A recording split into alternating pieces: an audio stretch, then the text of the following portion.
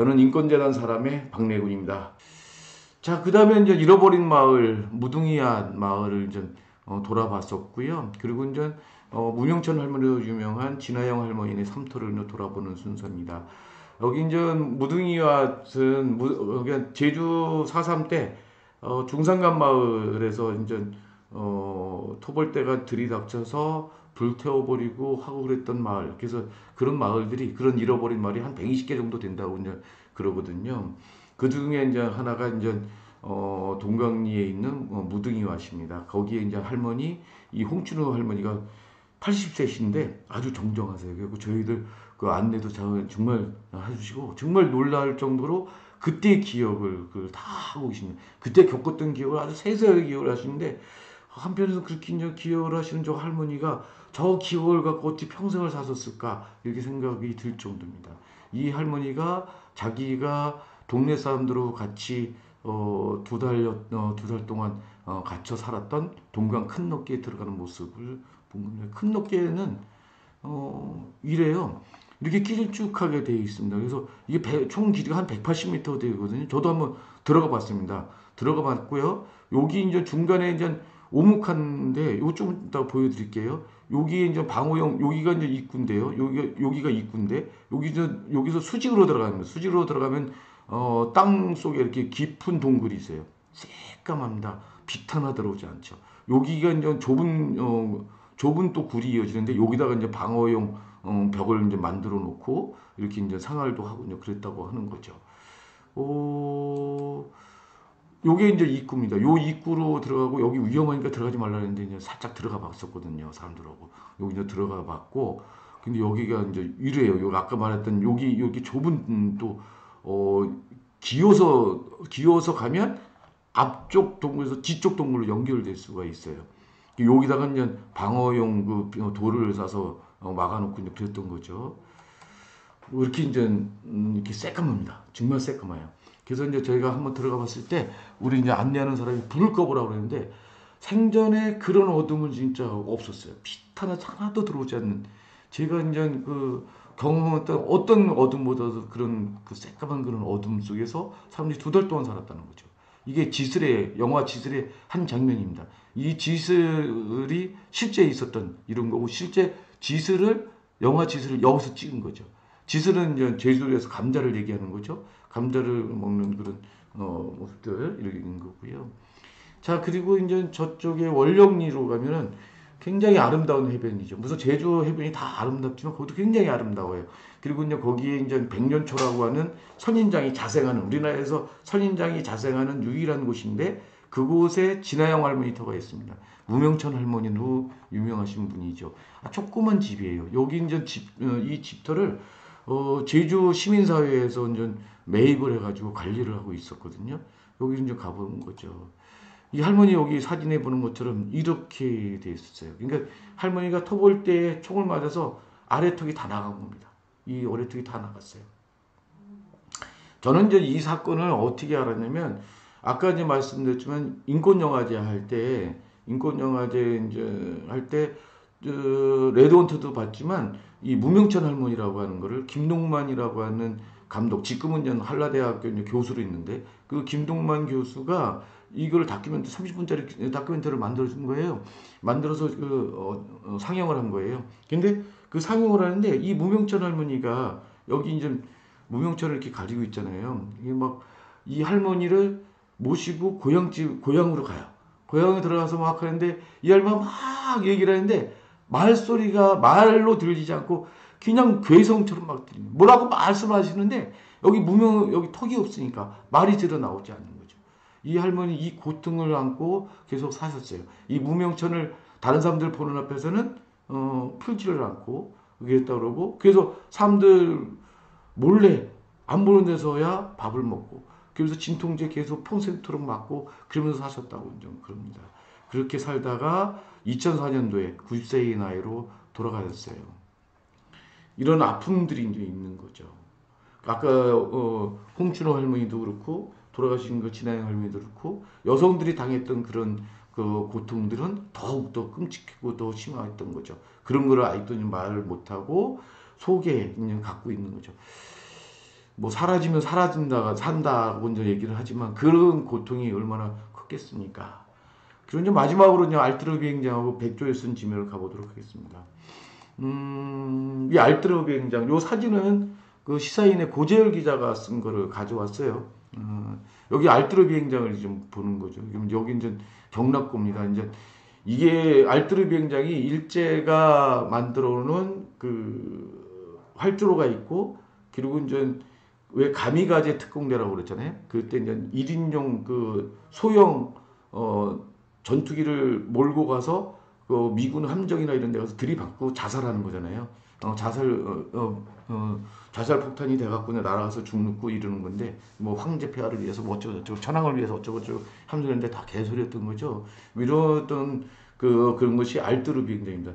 사실 이제 결치로 작전이라고 있어요. 2차 세계대전에 이제 궁지에 몰린 일본이 생각할 때 오키나와나 제주도로 미군이 상륙할 거로 생각하는 겁니다. 그래서 결상전을 벌이기 위해서 제주도에 일본군 7만 명을 집결시킵니다. 그러면서 제주 도민들을 갖다가 동원해서 곳곳을 갖다가 군사 요새로 만들어요.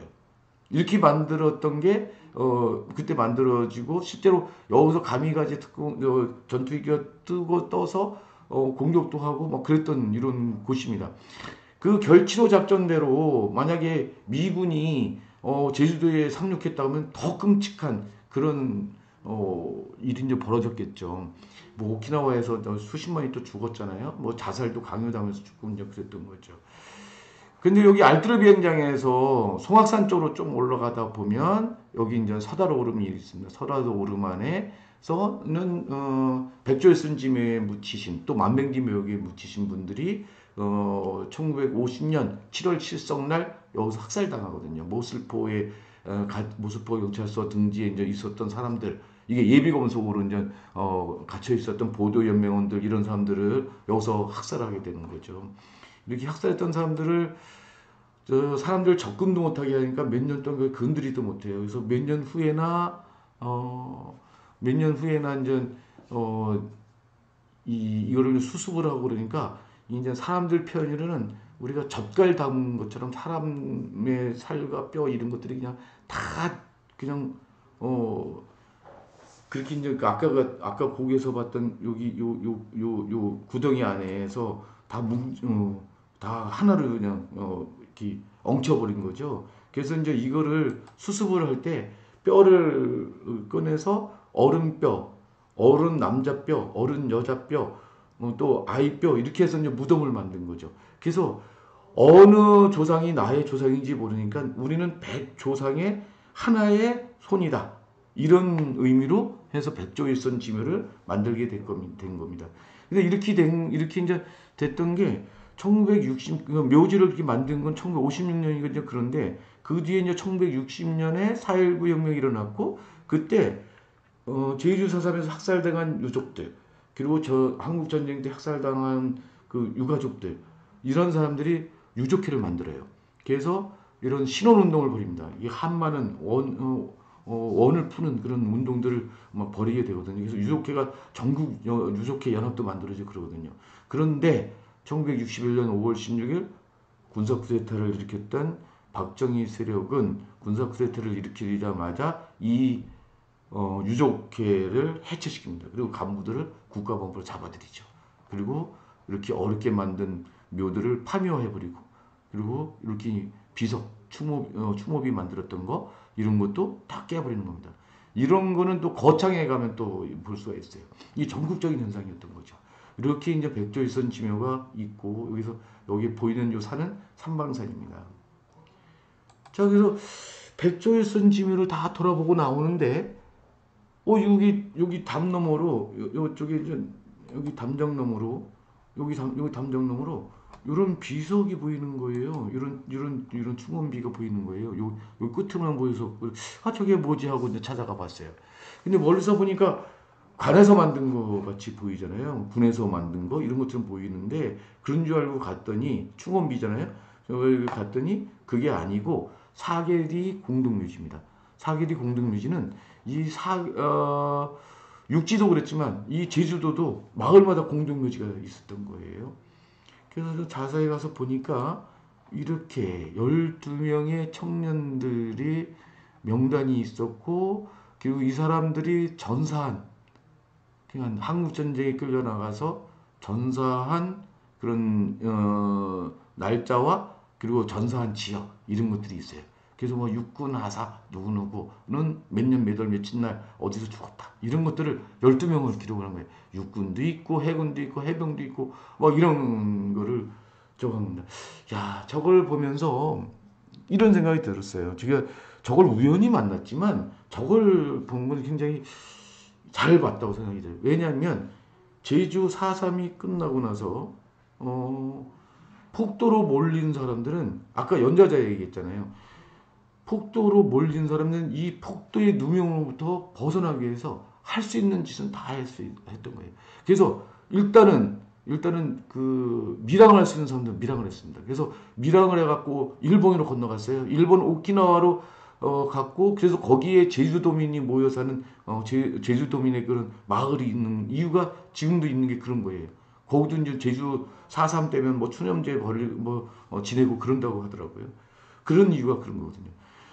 그렇게 밀어가는 게 다 할 수가 있는 게 아니니까 그래서 이제 할 수 있는 게 뭐냐면 경찰의 투시라든지 아까 서북청년단 같은 그런 데에 투시라는 거죠. 아, 서북청년단 같은 경우는 왜 이제 북쪽에서 넘어온 월남한 기독교인들을 주축을 해서 만들어진 청년단이었고요. 이거를 이승만 세력이 키워서 제주 4.3 때 토벌하는 데 동원을 해서 쓴 거죠.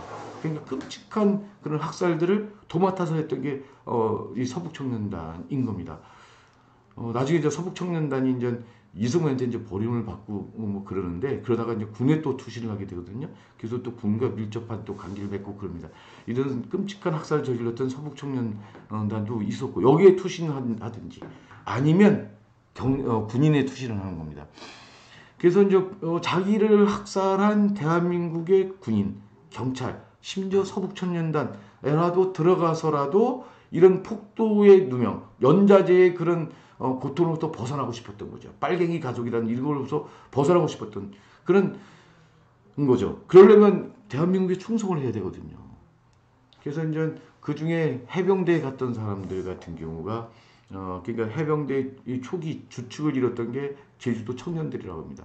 이 사람들이 한국 전쟁 때 인천 상륙작전 할 때 그 주축이 이 제주 청년들로 이루어진 해병대였다고 이제 그러더라고요. 그래서 그때부터 이제 뭐 귀신 잡는 해병이라고 하는 그런 신화가 생겼다고 이제 그러기 정도죠. 자, 한번 보세요. 제주에서 그렇게 끔찍한 학살이 일어났어요. 뭐 엄청난 학살이 일어났죠. 물론 무장대도 죽였죠. 하지만 그건 비할 바가 없이 토벌대에서 대부분의 사람들이 토벌대에서 많이 죽었어요. 그리고 이제 대살이라고 하는 것도 있어요. 대살이라고 하는 건 뭐냐면 그 집안에 이제 뭐 이렇게 토벌대가 쳐들어오고 뭐 그러고 그러니까 젊은 사람들 같은 경우, 젊은 청년들 같은 경우는 표적이 되거든요. 그러니까 피신을 하거든요. 피신하면 그 사람을 대신해서 죽이는 거예요. 이런 것까지 이제 하는 거죠. 그쪽 사람 한 집안이 없어지면 무장대에 갔을 거다. 그러니까 더 그 친척집 사람을 또 죽여요. 뭐 이런 짓도 했어요. 이런 아주 끔찍한 지시를 저질렀고 심지어는 내 가족이 죽었는데 운다고 또 죽였어요. 그 울지도 못했어요. 애도하는 것조차도 가로막혔었던 거죠. 그래서 아까 북촌 학살 때 기억 넘어갔는데 아이고 사건이라고 하는 건데요. 그렇게 이제 울고 싶어도 울 수 없었던 울어야 할 때 제대로 울지 못했던 사람들이 1952년에 전쟁 때 죽어서 돌아온 청년의 장례를 치르면서 그동안 억눌렸던 서름을 갖다 폭발하면서 같이 동네 사람들이 울거든요. 그게 아이고 사건입니다. 근데 그렇게 같이 울었다고 해가지고 이장이며 동네 그 유지들이 다 경찰서에 끌려와서 또 모진 고문을 또 당하고 그러고 옵니다. 그만큼 이 4.3 때의 일은 얘기할 수 없었던 그런 거였던 거죠. 그래서 아직도 해원되지 않았고 이제서야 이제 그런 4.3에 대한 얘기들을 자유롭게 하면서 또 억울한 분들을 좀 풀어줘가는 그런 과정이 있습니다. 자, 이제 그 지난번 70주년을 맞아서 제주도에서 걸었던 70주년 행사위원회가 걸었던 표가 제주 4.3은 대한민국의 역사입니다. 자, 대한민국은 이런 제주 4.3의 학살을 위해서 탄생했습니다. 그러니까 2차 세계대전이 있은 다음에 국제적으로 두 가지 흐름이 있었거든요. 하나는 2차 세계대전과 같은 그런 끔찍한 비극, 참극이 일어나지 않도록 하자. 그거를 인권과 평화를 계속 목표로 해서 유엔이 이제 설립이 되고, 유엔이 어쨌든 형식적으로는 그런 평화와 인권을 추구하는 그런 국제 기구가 된 거죠. 이런 흐름들이 있었습니다. 그래서 1948년 12월 10일 날 세계인권 선언이 탄생하게 되는 거거든요. 그 인권의 흐름이 하나가 있었던, 평화 인권의 흐름이 하나 있었던 거죠. 또 하나는 뭐냐면 미국과 소련으로 대표되는 자본주의 진영 대 사회주의 진영이 아주 극심하게 대립하는 냉전 질서가 형성되는 과정이었던 거죠. 한반도는 참 불행하게도 후자의 흐름에 적용을 받았습니다. 그래서 이 남쪽, 한반도의 남쪽 남한은, 대한민국은 이런 사회주의 세력의 남하를 막는 방파제 역할을 하는 그런 곳으로 위치 지어진 것이고, 그렇기 때문에 아주 엄청난 폭력 속에서 극악한 그런 반공국가로 탄생하게 되는 거죠. 자, 이제 그런 것들에 대한 진상규명이 제대로 돼야 된다. 지금까지 진상규명이 좀 많이 됐지만 미군정의 학살 지휘 책임 이런 부분들에 대해서는 정확하게 아직 드러나지 않았고요. 그리고 가해 집단에 대해서도 정확한 사실 확인이 더 돼야 될 것 같습니다. 그리고 아직도 피해자들이 두려워서 말을 못하고 있는데, 피해자들이 이런 피해들을 다 얘기할 수 있도록 해줘야 될 것 같고요.